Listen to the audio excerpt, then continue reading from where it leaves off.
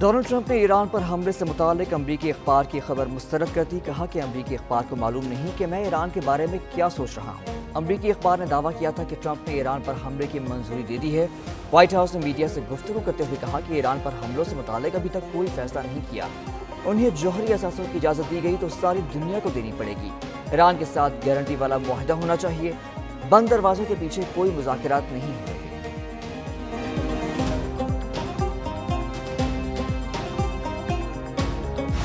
ایران کا اسرائیل پر اب تک کا سب سے بڑا حملہ. وسیع پیمانے پر تباہی. حملوں میں 65 سے زائد اسرائیلی زخمی. تل ابیب اور بیت المقدس میں دھماکوں کی آوازیں سنی گئیں اور متعدد عمارتیں تباہ ہو گئیں. ایران نے جنوبی اسرائیل کے شہر بیر شیوا کو بھی نشانہ بنایا. تل ابیب سمیت اسرائیل کے متعدد شہروں میں سارے بچ اٹھے.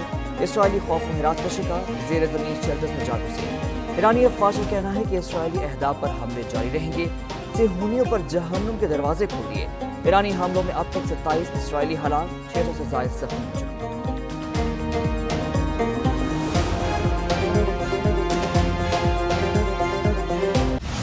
دشمن پر ہیبت طاری کرتے رہیں. اللہ ایرانی قوم کو بڑی فتح سے نوازے گا. ایرانی سپریم لیڈر آیت اللہ خامنائی کا قوم کے نام پیغام. کہا کہ اسرائیل کو بھرپور طاقت سے جواب دیتے رہیں گے.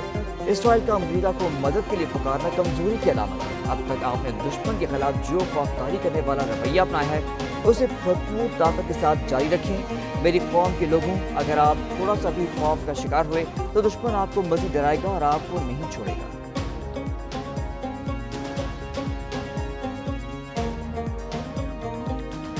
اسرائیل کے جنگی طیاروں، میزائلوں اور ڈرون سے ایران پر حملے. تہران کے مضافاتی علاقے لویجان اور صنعتی شہر کاراج پر بھی بمباری. اسرائیلی فوج کی وسطی ایران کے رہائشیوں کو انخلا کی دھمکی. اسرائیلی وزیر دفاع کا ایرانی سلامتی کے ادارے کے ہیڈ کوارٹرز کو تباہ کرنے کا دعویٰ. اسرائیلی فوج کا کہنا ہے کہ حملے 3 مراحل میں کیے گئے. اہم عسکری تنصیب سینٹریفیوجز کو نشانہ بنایا گیا ہے. اسرائیلی حملوں میں اب تک 600 سے زائد ایرانی شہید. 1320 زخمی ہو چکے.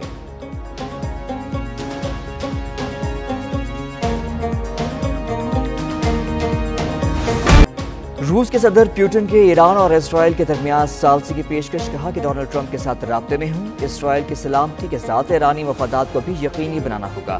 روس نے ایران کو فوجی امداد دی ہے. روسی امداد کا حالیہ کشیدگی سے کوئی تعلق نہیں. چینی صدر شی جن پنگ اور روس کے صدر ولادیمیر پوٹن کا ٹیلی فونک رابطہ. چین کا مشرق وسطیٰ میں امن کے لیے تعمیری کردار ادا کرنے کا اعلان. صدر شی جن پنگ کہتے ہیں بین الاقوامی برادری کے لیے امن کوششیں ناگزیر ہیں.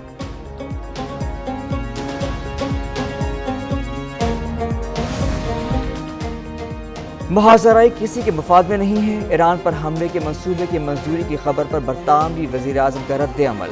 کیئر سٹارمر کی امریکی صدر کو تحمل کا مظاہرہ کرنے کی اپیل. برطانوی وزیر اعظم کیئر سٹارمر کا قطر کے امیر سے بھی ٹیلی فونک رابطہ. مشرق وسطیٰ کی صورتحال پر تبادلہ خیال. دونوں رہنماؤں کا کشیدگی میں کمی اور سفارتکاری کی ضرورت پر زور.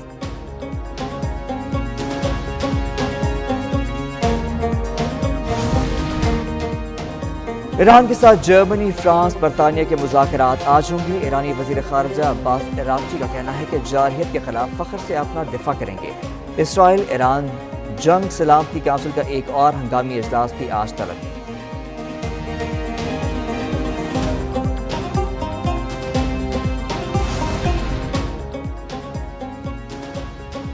ایران نے آبنائے حرم بند کرنے کا اندیا دے دیا. کشیدگی کے باعث تجارتی جہاز ایرانی سمندری حدود استعمال کرنے سے گریزاں. ایرانی رکن پارلیمنٹ کا کہنا ہے کہ آبنائے حرم سے روزانہ 20% عالمی تیل گزرتا ہے. ایران کی ممکنہ جوابی کارروائی میں آبنائے حرم کی بندش شامل ہے.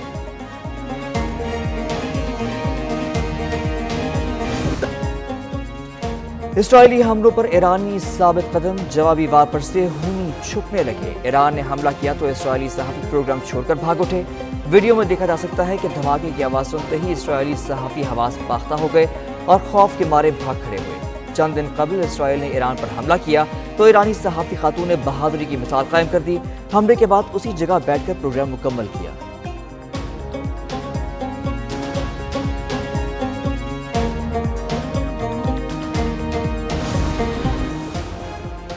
ایران پر امریکی حملہ قیاس آرائی ہے جس پر تبصرہ نہیں کر سکتے. ترجمان دفتر خارجہ کے مطابق ایران اور IAEA کے معاملے بہت پرانے اور طویل ہیں. ایران کی طرف سے کسی قسم کی امداد یا پناہ گزینوں کے معاملے پر کوئی رابطہ نہیں کیا گیا. ہم اپنے پڑوسی دوست اور شراکت دار ایران کے ساتھ کھڑے ہیں۔ ایران کے حوالے سے ہمارا موقف واضح ہے۔ ہمسایہ ملک کے حوالے سے پاکستان نے ہمیشہ سفارتکاری کی حمایت کی۔ ایران سے 3000 پاکستانی شہریوں کا انخلا ہو چکا ہے۔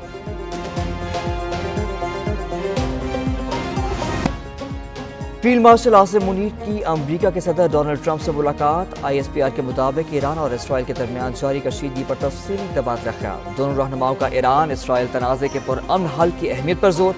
ملاقات میں باہمی تعاون کو مختلف شعبوں میں وسعت دینے پر بھی تبادلہ خیال۔ فیلڈ مارشل نے پاک بھارت جنگ بندی میں صدر ٹرمپ کی تعمیری کردار کو سراہا۔ صدر ٹرمپ کو دورہ پاکستان کی دعوت دی۔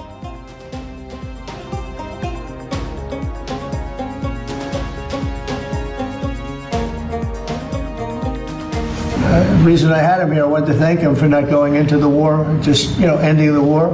We're working a trade deal with Pakistan. Well, two very smart people decided not to keep going with that war. That could have been a nuclear war. Those are two nuclear powers, big ones, big nuclear powers, and they decided not. So I was honored to meet him today. امریکا کے صدر Donald Trump نے field marshal Asim Munir سے ملاقات کو اعزاز قرار دے دیا۔ کہا کہ فیلڈ مارشل عاصم منیر کو جنگ روکنے پر شکریہ ادا کرنے کے لیے مدعو کیا۔ پاکستان کے ساتھ تجارتی معاہدے پر بات چیت ہو رہی ہے۔ پاکستان اور بھارت دونوں جوہری طاقتیں ہیں۔ دونوں ممالک کی قیادت بہت عظیم ہے۔ پاکستان ایران کو امریکا سے زیادہ بہتر جانتا ہے۔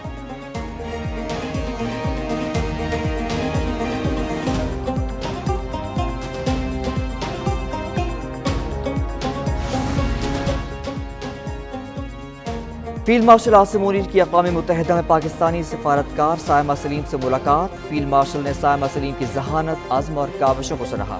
کہتے ہیں سائمہ سلیم ایک چمکتا ستارہ ہیں، خصوصی افراد کے لیے عزم و ہمت کی زندہ مثال ہیں۔ سائمہ سلیم نے پاکستان کو درپیش مسائل اور چیلنجز پر روشنی ڈالی۔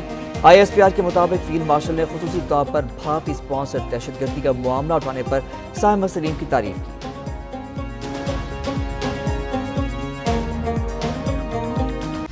کل ہی جو ملاقات ہوئی ہے فیلڈ مارشل سید عاصم منیر کی پریزیڈنٹ ڈونلڈ ٹرمپ سے، اس کے بھی بڑے اچھے نتائج اور جو اس کی آئی ہے فیڈ بیک، جو رپورٹ آئی ہے وہ آپ سب نے دیکھی ہے۔ وزیر اعلیٰ سندھ مراد علی شاہ کہتے ہیں فیلڈ مارشل عاصم منیر اور ڈونلڈ ٹرمپ کی ملاقات کے اچھے نتائج آ رہے ہیں۔ بلاول بھٹو نے انٹرنیشنل میڈیا پر پاکستان کا مؤثر انداز میں موقف پیش کیا۔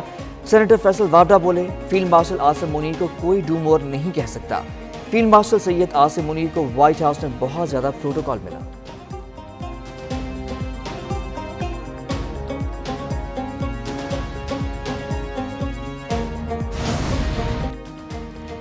اسلام آباد ہائی کورٹ میں ججز کی منتقلی آئین کے مطابق قرار۔ اسلام آباد ہائی کورٹ کے 5 ججوں کی درخواستیں مسترد۔ سپریم کورٹ نے ججز تبادلہ اور سینیورٹی کیس کا محفوظ فیصلہ سنا دیا۔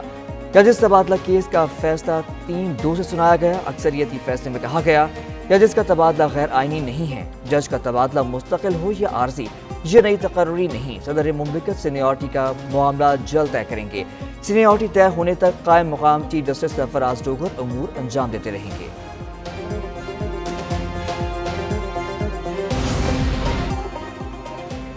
ایران کے ساتھ کھڑے ہیں، خطے میں ایران کو اعتماد میں لینا ہوگا، کھل کر غزہ کے ساتھ بھی کھڑا ہونا چاہیے۔ سربراہ JUI مولانا فضل الرحمان کا قومی اسمبلی میں اظہار خیال، بولے کہ بھارت نے حملہ کیا لیکن ہم نے جرأت کے ساتھ دفاع کیا۔ پاکستان نے بھارت کا غرور زمین بوس کر دیا۔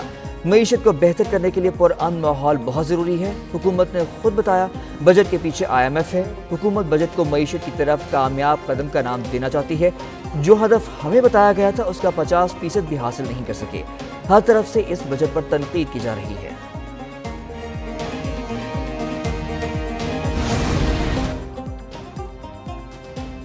گرمی سے 27 شہریوں کے لیے اچھی خبر، آج سے ملک بھر میں پری مانسون بارشوں کا سلسلہ شروع ہونے کا امکان۔ محکمہ موسمیات کی اسلام آباد سمیت بالائی اور وسطی علاقوں میں تیز بارش اور گرج چمک کے ساتھ بارش کی پیش گوئی۔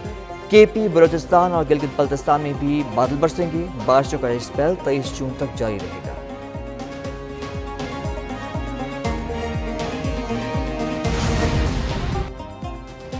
اوپن AI اور امریکی ملٹری کے درمیان $20 کروڑ کا AI معاہدہ۔ معاہدے کے تحت اوپن AI فار گورنمنٹ کے نام سے ایک نئی شاخ قائم کی جائے گی جس میں حکومتی اداروں کے لیے ChatGPT کا ایک محفوظ اور مخصوص ورژن دستیاب ہوگا۔ پینٹاگون کے مطابق یہ معاہدہ اہم سیکیورٹی چیلنجز اور جنگی حکمت عملیوں میں مصنوعی ذہانت کے کردار کو مضبوط بنانے کے لیے کیا گیا ہے۔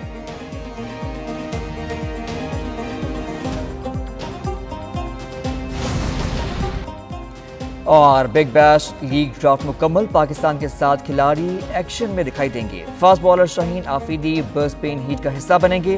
شاہین آفریدی کو برسبین ہیٹ نے پہلی پلیٹینم کیٹیگری میں منتخب کیا۔ میلبرن سٹارز نے ایک بار پھر حارث رؤف کو ٹیم کا حصہ بنا لیا۔ محمد رضوان کو میلبرن رینیگیٹ نے منتخب کیا۔ Shadab Khan Sydney تھنڈرز، Hasan Ali Adelaide strikers اور حسان خان سڈنی سکسرز کا حصہ بن گئے۔ بابر اعظم کو سڈنی سکسرز نے پہلے ہی سائن کر لیا تھا۔